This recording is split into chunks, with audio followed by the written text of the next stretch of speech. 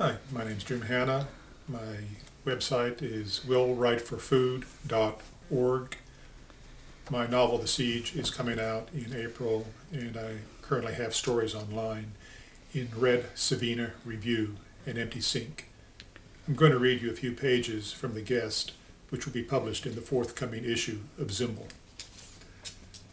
Only females had escaped the disaster, 100 tiny creatures known as Aphrodites, although the press dubbed them Thumbelinas. Their survival was not due to the imprecision of the meteor that had destroyed their little world, but because males had no apparent ranking on the planet Aphrodite. And so a miniature spacecraft containing only women had been plucked from the asteroid belt by the mining shuttle returning to Earth.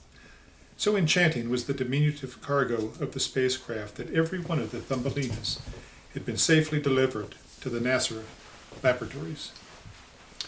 Henry Holcomb first learned of the creatures from his daughter, Deborah. "Can we adopt one, Daddy?" she said. "Can we? Please. They're only 6 inches tall."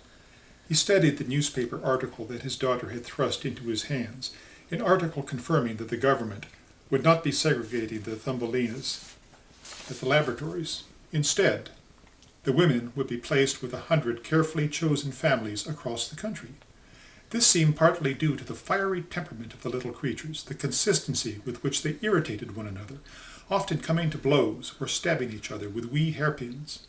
If left to its own devices, the race seemed determined to self-destruct, and so it seemed wise to assimilate the women individually into their new world.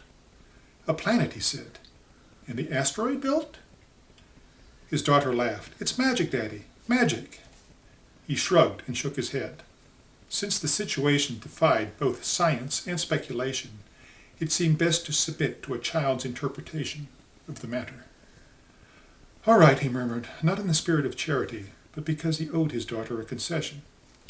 His daughter had scarcely benefited when his divorce had been finalized last month, when his ex-wife had reminded him that 10 years of marriage were enough.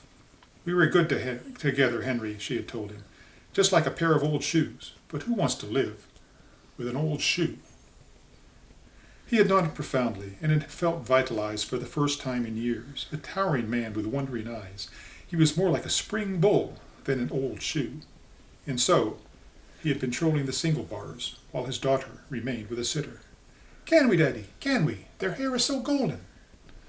He looked at his daughter and smiled indulgently.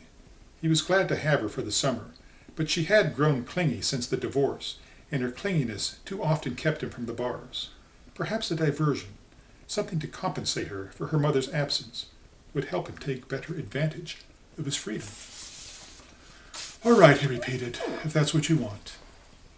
Let's adopt a Thumbelina."